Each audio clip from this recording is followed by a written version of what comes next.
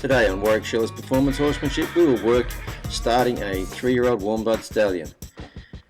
As you can see right here, he doesn't have a whole lot of respect, likes to walk over the top of people, thinks he'd like to run over them a little bit, and once turned loose, really doesn't want to get caught. He's pretty bad here in the round pen.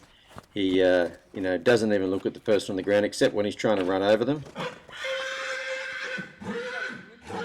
He really doesn't know how to pay attention. He'd kind of like to hang his head over the fence and look back at the barn, turn his hind end to the person on the ground, which is really, really bad. Threaten them.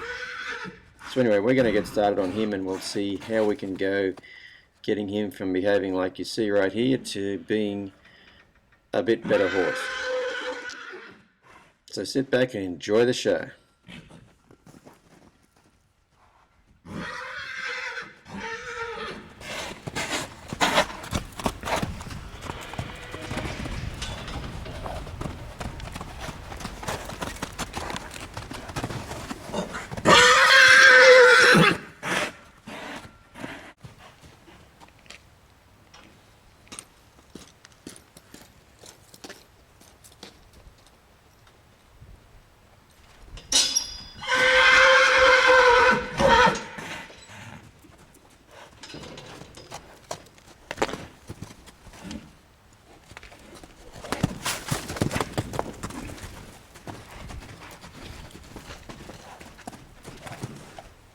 Wow.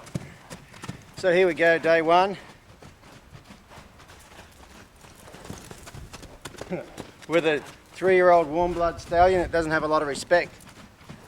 I started the camera and I started to walk in here and he ran over to me like he was going to shake hands with me. I'm going to watch this for a second. So he doesn't have a whole lot of respect, this horse. And he also has quite a bit of separation anxiety. He's been stalled with he's been out in pasture with another horse, and he's also been stalled next to him over here. You saw him a minute ago when I had Louise turn him loose, and then I said, "Oh, take that halter off," and he tried to catch him again. Get away from me. Right there, he just shook his head at me and acted like, "Don't tell me what to do." But anyway, we'll get started and see how we go. Oh, that's right, he's been out in the pasture with another horse, been stalled with another stallion, been stalled next to him. I think they're half brothers. Been stalled right side by side him. So, if you guys have seen my little question of the week on separation anxiety, this will kind of show you how I address it, which means I don't address it. It just goes away with all the rest of the stuff. Right there, he's over there shaking his head at me again. This should be interesting. So basically all I'm really going to do is, when his attention's away from me, like there, I'll put pressure on him. If his attention starts to come towards me, I'll take that pressure away. So this could be another making the wrong thing hard and the right thing easy. So anyway, let's get started.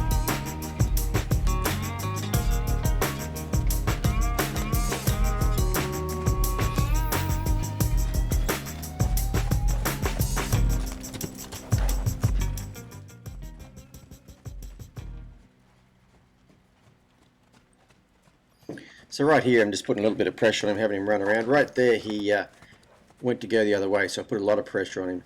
Now that he's moving forward, I'm just putting, my presence there is enough, a bit of a pressure for him. All I'm doing right now is just letting him figure out how to go around. Now right there, he looked at me. And as soon as he looked at me, I took that pressure away from him. And he looks away from me, I'll step back in there again and put some more pressure back on him again. When his hind end is not pointing towards me, I won't put as much pressure. You notice right there, and I put a fair bit of pressure. When his hind end was pointing towards me, when he's side on like that, I won't put as much pressure. When I want him to go forward like that, I'm going to point first. I want to make sure that he starts to read my body language, that my hand is going to say go before I tell him to go. So right there, he went and turned the other way, which is very bad. So I just put a lot of pressure on him right there. As soon as he changed that, I took that pressure away.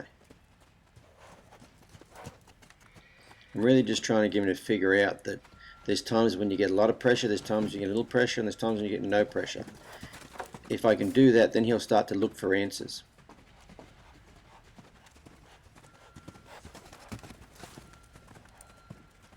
So right here I'm going to step backwards and see if I can draw him in towards me. Right there he rolls in towards me. I'll step out there real quick and have him go the other way. I really want to try to get those horses at this point in time to not necessarily stop and look at me, but I want to be able to draw them in, have them turn to the inside and go back the other way. I want to be able to change directions with them. So I want to be able to get their feet to move like that right there, and I also want to be able to direct their feet where to move. See right there, once again, I point before I wave that stick at them. So right there I'm going to step backwards and see if I can draw him towards me. He turns his hind end to me, so I get quite aggressive right there. And right as soon as he goes the other way, I just quit putting that pressure on and just go back to being relaxed again. It's very important that you don't have any emotion training horses. As soon as they do the right thing, you've got to quit. Doesn't matter what they did a second ago. Now right here I'm going to step backwards and see if I can draw him towards me, which he does. Then I'll step over there and make sure that he rolls back around that way.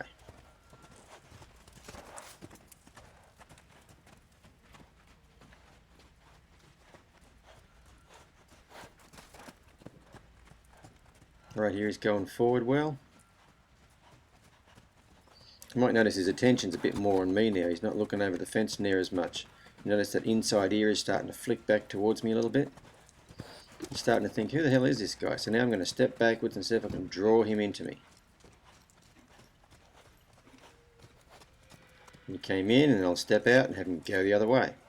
So you notice both times he's turned in on the right side, he has kept going and rolled around the other way.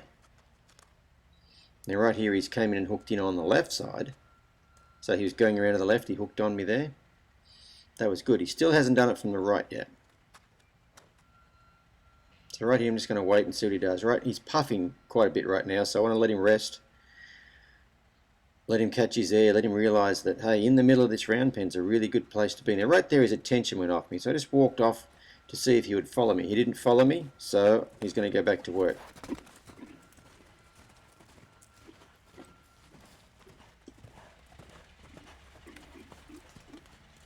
Right there, he hooked back in on me again, sniffs his own manure. So once again, he's puffing quite a bit right here. You can probably hear him on the audio puffing. So I want to let him stand there quite a bit. I want him to think that this is a good place to be.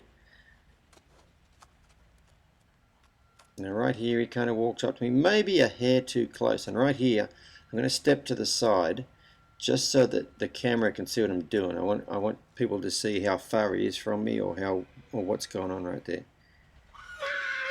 So right there, he totally disrespects me and screams over the top of my head, so I'm just going to send him back to work. You know, if you want to rest and stand by me, you have to be respectful. You just can't be screaming and hollering. It's kind of like little kids. You want to scream and holler and make a noise, go outside and play. Don't come in the house with it.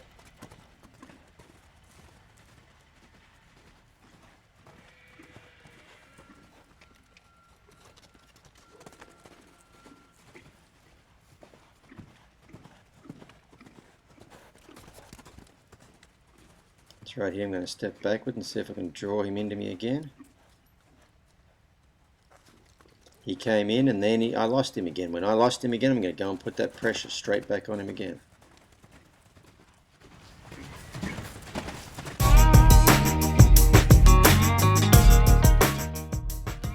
Join us on tomorrow's episode where you get to see scenes like this.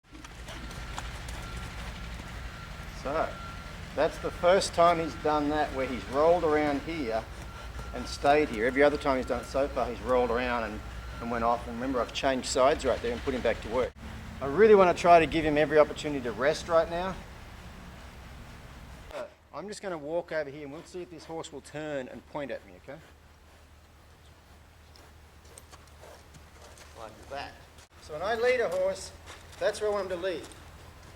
And when I stop, they should stop. And there's not near as much yelling and screaming. There will be more, but don't worry. See his head's over there. If I step here, there we go.